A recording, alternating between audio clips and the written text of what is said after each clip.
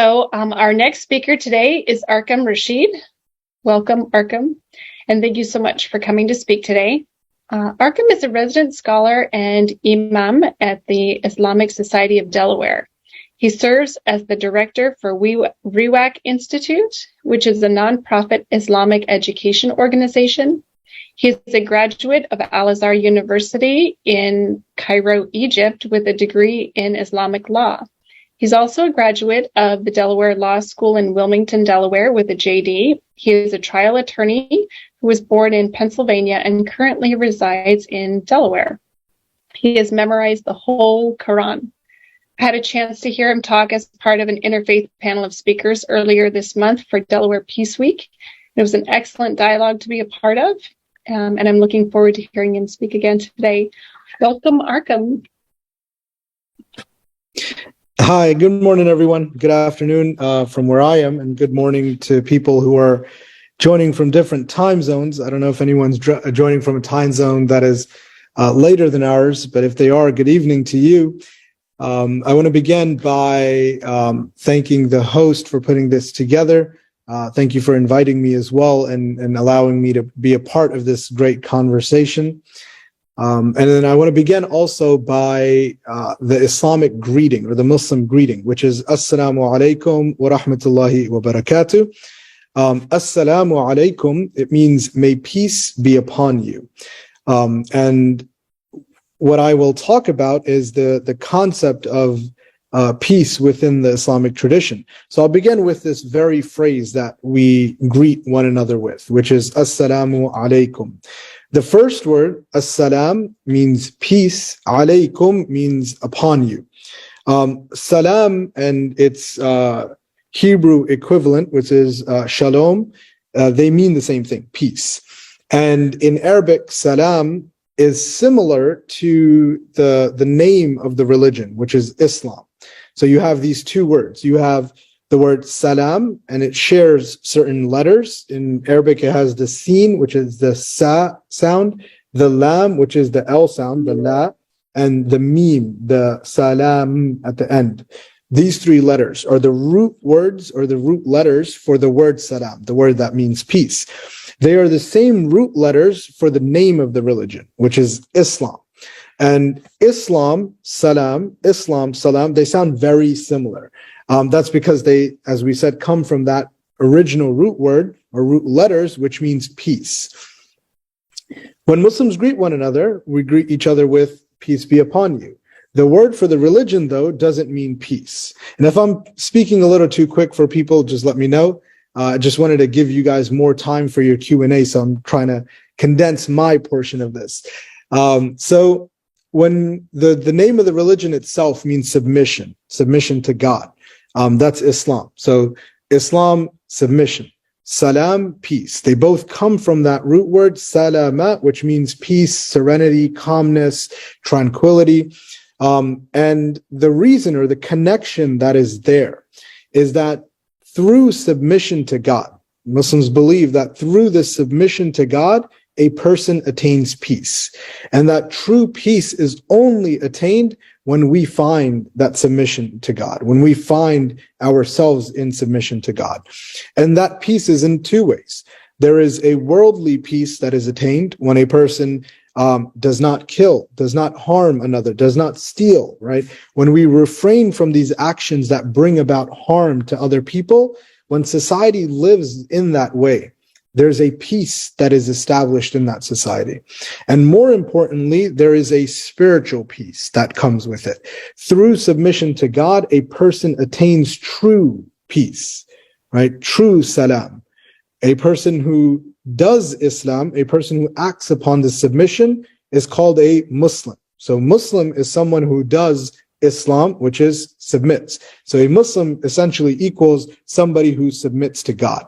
So now we have three words we're working with. We have the word salam, which means peace itself, and it's used in the phrase assalamu alaikum, peace be upon you. We have the word Islam, which is the name of the religion, which means submission, and it comes from that root word of peace.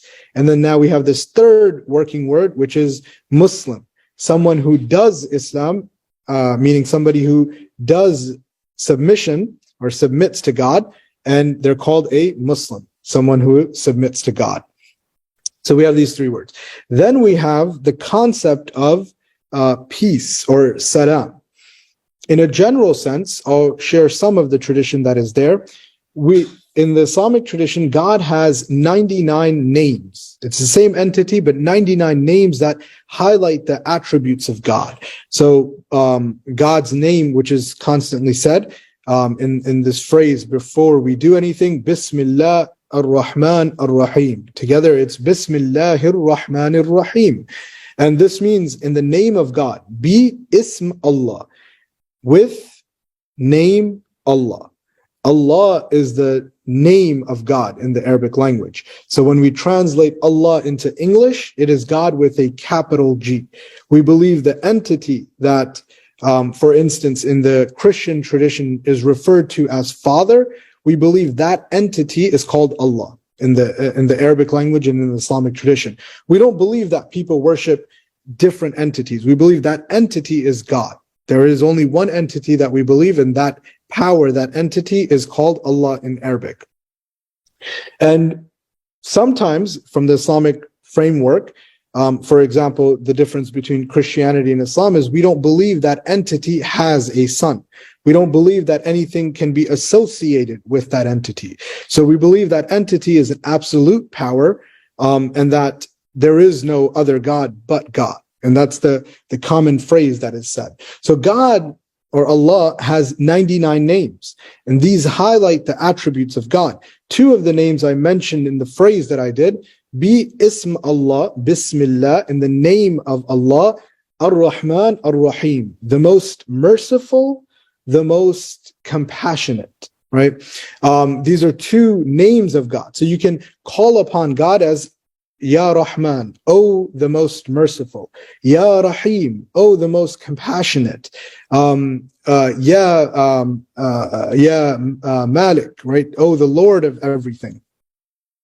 Ya Quddus, the one that is the most sacred, right? These are different names of God. One of the 99 names that we have is Ya Salam or As-Salam. And As-Salam, as the word that we already did, means peace. So we believe God is the source of peace, that God himself is peace and he is the source of peace. And there's a prayer that we have, a statement that we say, and this is usually said after each ritualistic act of prayer. So in the Islamic tradition, we have two types of what in the English language is called prayer, but in Arabic, it's called salah, one of the types, and dua, one of the types. But both translate to prayer into the English language.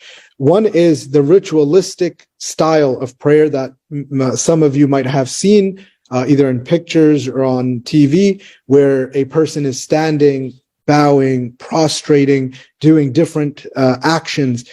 These actions together in a specific way, accompanied by certain recitation, are called or constitute a single prayer.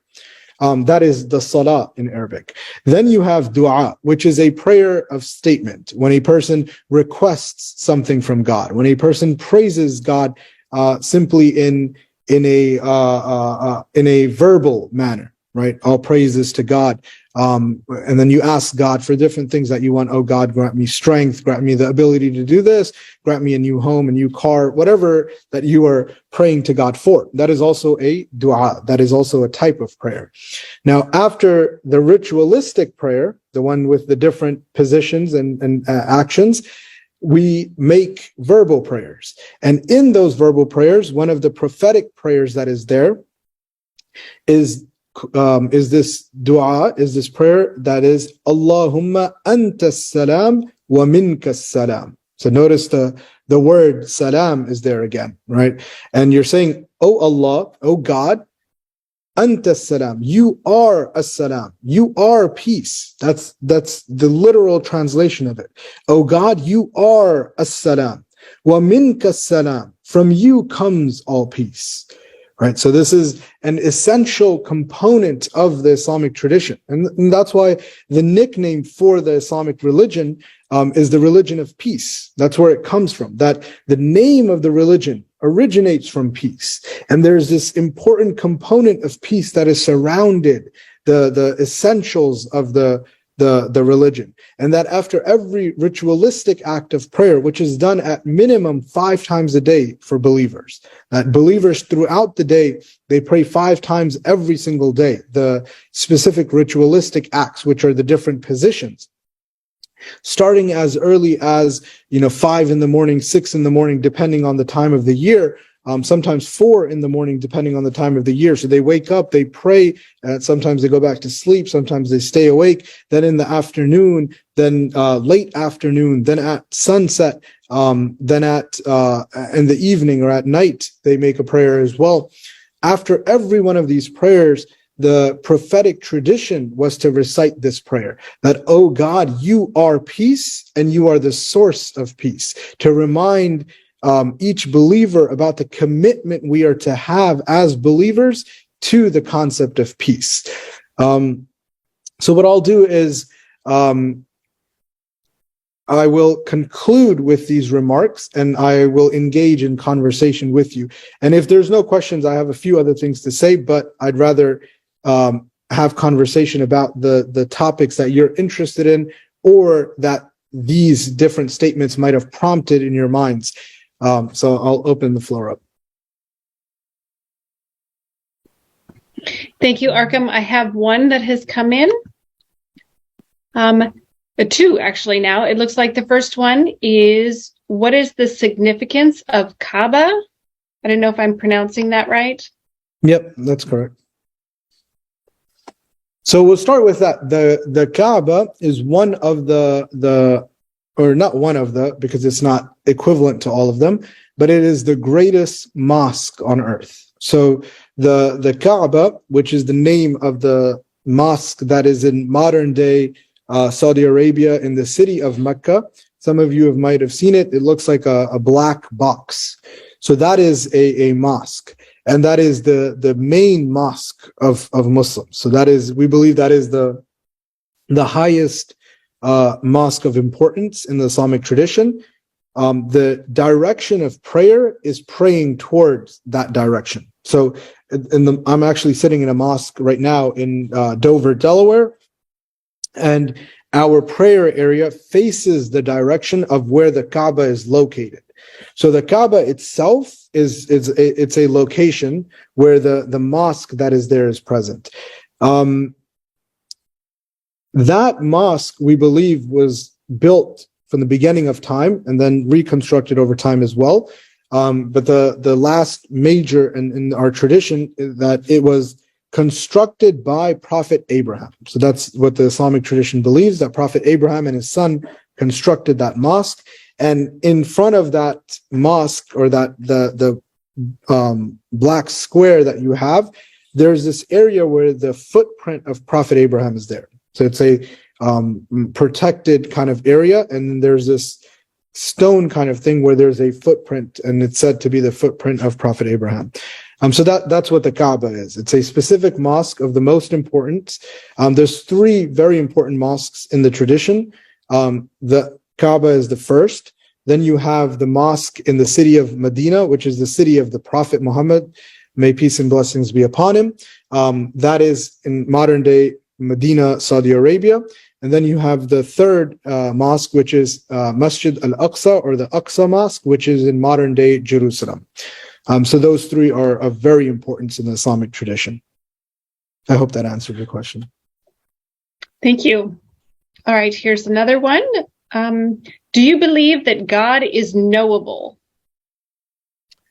If I understand knowable, like, can we know God? Am I assuming, or that's probably what I would say. Yes. Okay. So yes, in a sense, we can't grasp what God is. So, for example, in the Islamic tradition, we don't believe God is made up of what He created. We believe time is created, space is created, space as in the space that we take up, matter is created. So all of these creations of God cannot encompass God. in one of the verses of the Quran, God says, "Laysa kamithlihi shay." There is nothing that is likened to God, or there is nothing that is like God. And that tells us that anything that we can imagine, that God is like this or God is like that, that's not what God is, because that's something we can imagine, meaning it's something that is created. We can only imagine things that are created. Even if it doesn't exist as a specific thing, we can only put together pieces and create something in our mind of things that are created.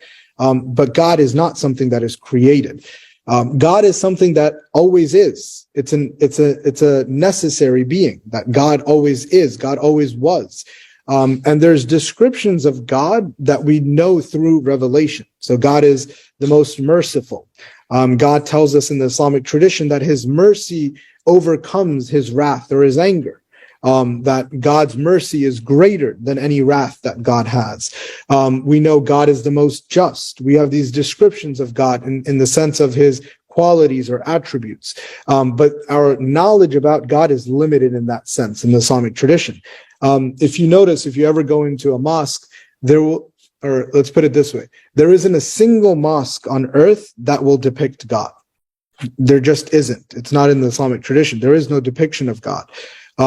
There's mosques that would have Arabic words that describe the qualities of God, but there is no actual depiction of God. I hope in a general sense that answered your question as well. Thank you. All right. Next one, it says the Jewish and Christian traditions look forward to a time of peace and harmony, united by devotion and submission to God. Your discussion of peace and submission to God sounds parallel. Is there an Islamic tradition of an end time transition from bitterness to peace? Okay. So actually, I'm reading the question as well, because I think there's multiple parts to this. Harmony united by devotion. Yeah. So the Islamic tradition actually, and whether obviously there's going to be Christian traditions and Jewish traditions that don't agree with this, similar to how the Christian tradition, in a sense, and I know there's different denominations, sees itself as a continuation of God's message. So you have the Torah, which is the Old Testament. There you go. So the Old Testament and the New Testament, meaning they believe that this was God's message. The Islamic tradition also views itself as a continuation of God's message, meaning in order for a person to be a Muslim, they have to affirm their faith in the previous prophets and the previous books that were sent. So a Muslim is somebody who affirms their faith in the Bible and in the Torah. So Muslims believe in the Bible, Torah. Now, there is a difference here, or a nuance. The Muslims, or the Islamic tradition, does not believe that the Bible or the Torah are still in their original form. But a Muslim has to believe that the Bible was a revelation of God, that the Torah was a revelation of God, and that the Torah was sent to Prophet Moses, who was a prophet of God, and the Bible was sent to Prophet Jesus, who was a prophet of God. That's the Islamic tradition, that there has been from the beginning of time various messengers of God and various messages from God. And these messages, we don't believe remain in their original form, but they were at a point in time from God, and they were divine. They weren't created by human beings. So in that sense, and that's why there's a lot of similarities or parallels that are there. And it's in that framework of Abrahamic faiths or Abrahamic religions. In Western academia of religion, for some reason, Christianity, Judaism, Islam are considered Western religions, although all three of them are quote unquote founded in the Middle East area, but they're classified in the Western Academy as Western religions, as opposed to other traditions that are there that are classified as Eastern religions, if we can use those that binary that is there. Is there an Islamic tradition, end of time? So the end of time tradition in the Islamic tradition is that at the end, everything will come to an end. So we believe that there will be a final day. And upon that final day, nothing will survive, including all creations of God. including the angels, including any creation of God, except for God. So everything shall cease to exist except God. And then God will resurrect everything. So we believe in resurrection, that everything will be resurrected by God. And everything will be resurrected, according to the mainstream Islamic opinion, in its physical sense. So every human will be resurrected. And then the day of judgment shall take place, where God then judges people for everything that they have done in this world, good and bad, and we will be accountable for everything that we have done. So if we harm someone, we get away with it in this life. We believe that on the day of judgment, we are responsible and accountable for that. Okay. There's a lot of questions in there. Arqum, do you want to go through? It looks like you have about 12 minutes. If you want to pick and choose, or do you want to hit them one at a time? Sure. I'll just look at. Let me see what's I'll try to go in order. Let me see where we were. What is the connection between mankind and Allah or God, and why are we here in this mortal experience? So the connection, in a general sense, between God and Allah is that we are the creation of God. We don't believe that we're part of God, so we're not divine in any sense. We are creation of God that God created. Now, we do believe that human beings are in a certain sense, if I can use this in a way not to imply that other creations don't have this. We believe that we are dignified in a certain sense. So we believe human beings are more dignified than other creation of God, or that there's a preference of God that is given. Now, this is present in other religious traditions, such as Christianity has a concept of this as well, and other traditions do not have this concept. They believe in an equality of all creation in a general sense.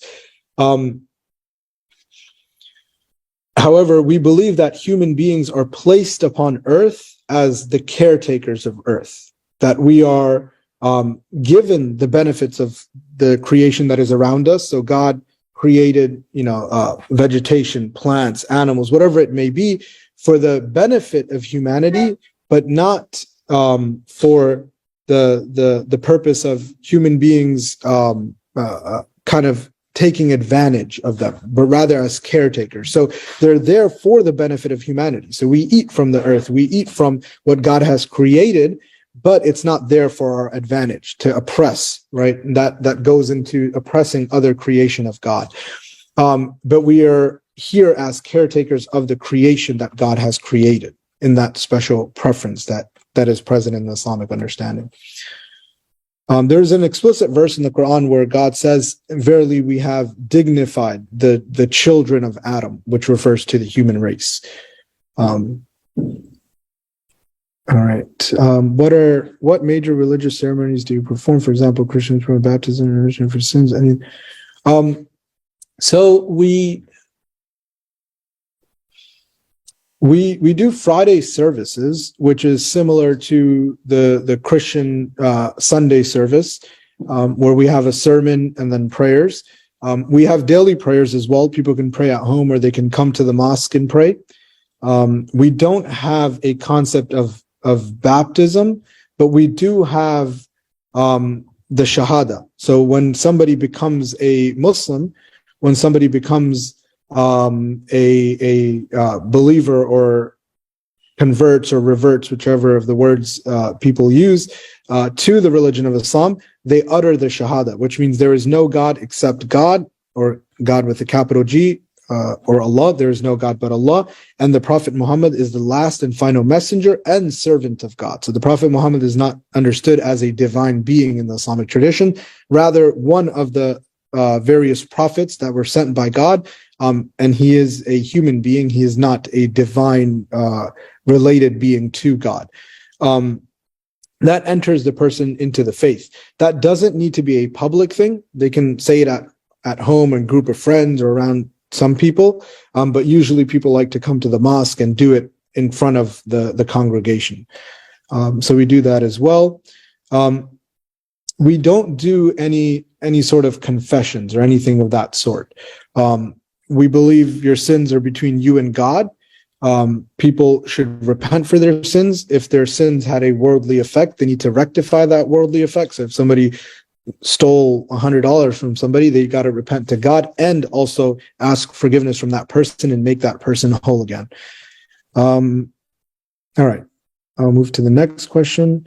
Just let me know when my time is almost up, when I have 2 minutes, because I'll keep going until it's the next person's time. I should have took a shorter time than I did based on the amount of questions. I'd like to better understand the importance of interpreting the Quran through the lens of the Prophet Muhammad, teaching how transmission problems. Okay. So that is a very, I don't know if everyone can see the questions. In that case, I'll read it out loud. I'd like to better understand the importance of interpreting the Quran through the lens of the Prophet Muhammad's teachings, and how accurate or faithful, in your opinion, has been the transmission of Muhammad's teachings over time. So that's a two-part question. The first part is the importance of interpreting the Quran through the lens of the Prophet Muhammad. In the interpretation of the Quran, we believe that there's a methodology that has to be used. In a general sense, the methodology is this. Step one is interpreting the Quran through the Quran. So if we're trying to understand one verse and there's a clarification in another portion of the Quran, that clarification would be applied to this verse. So interpreting the Quran through the Quran. The second step is interpreting the Quran through the teachings of the Prophet Muhammad. And that allows us to understand how the Quran is to be or ought to be understood. The third is then the companions who were around the Prophet Muhammad. And then after that, it goes into major scholars and experts in the Quran. The reason why that is important is because it removes any possibility of misconstruing verses of the Quran. So somebody might take, and this can be done with pretty much any religious tradition or religious scripture, that you can take it and interpret it in a peaceful way or a non-peaceful way. And when people create their own interpretations and bypass a tradition that is there, and in the case of the Islamic tradition, there's 1,400 years of how interpretation works. You kind of bypass that tradition to get what you want from the book. And that can be dangerous. Sometimes it can be beneficial to certain people if they use it in a beneficial way. I mean, I guess beneficial would be how you understand it to be. If you have an evil intent, and what is beneficial towards you might be something evil. But in a sense, people use it to create their own understanding and their own goal or outcome from it. And that's one of the dangers of bypassing that tradition that is there. If that tradition is barring you from doing that, so from saying, oh, I'm going to understand this verse and this because this is what I want to do, but that tradition stands in your way, that's where people don't like it. They'll bypass it or try to bypass it. Mainstream Islamic scholarship has always held that this is the method of doing it, that it can't be, you can't just take the verse and understand it however you want to understand it. It has to be within a framework. Now, it is open to interpretation, meaning it can be applied to situations. So there's a certain situation that is here. And to give you a very, very basic example, the Quran prohibits drinking of alcohol. Alcohol is prohibited because it's something that intoxicates. That verse, that ruling is applied to the use of cocaine, for example. In the Islamic tradition, cocaine is not permissible to use because it has effects on the brain that intoxicates or removes the capability of controlling your actions. In some cases, there's nothing explicit mentioned in the Quran, but that verse is then applied. So in those cases, within the framework, you can apply Quranic verses to it. Then the second part of that question, which is how accurate or faithful, in your opinion, has the transmissions been? So the transmissions are then divided into various modes or various types. Not all transmissions from the Prophet Muhammad are of the same grading or the same level. We have transmissions which are mass transmitted and sound in their chains of transmission. Those are accurate. According to mainstream Islamic belief, those are considered accurate transmissions. Then you have transmissions which are sound in their transmissions, but not as massively transmitted. That is still considered sound for interpretation, for use as a secondary source in the Islamic tradition, or use as a general source, depending on what is being established in the tradition. And then you have transmissions that are considered weak, and they're only allowed to be used in certain cases. So, for example, if the prophetic tradition encourages something that is generally a good deed, a good act, it's considered permissible to use. So we have various traditions that encourage feeding the poor, taking care of the orphan. Even if they're weak in their transmission, right, it's permissible to use because the goal of the transmission, the message of it, falls within the teachings of the Islamic framework. So then it would be permissible to use. However, if a weak transmission tries to establish a practice that is not found, so if the practice says, let's go stand in the sun for 2 hours to worship God, that is not a practice that is found in the Islamic tradition. A weak transmitted hadith, what's known as a prophetic transmission, would not be able to establish that practice. Okay. Arqum, is my time up? We've hit our deadline, but it gets me to thinking there are a lot of questions here that haven't been able to be answered. So any chance you would be willing to leave an email or announce an email for people to send their questions to directly? So email is going to be difficult because these questions are like long essays that I have to write out. So I don't want to make any promises, but what I can do is I can set up a time for an hour block of Q&A, and I'll send you the link and you can just send it to everyone. So whoever's interested in joining that, I'll just do Q&A during that time. That would be excellent. Thank you so much for offering that. Of course, no problem. Okay. Thank you for having me here. Yeah, thank you so much for coming. I really appreciate you coming and sharing with us today and taking those questions.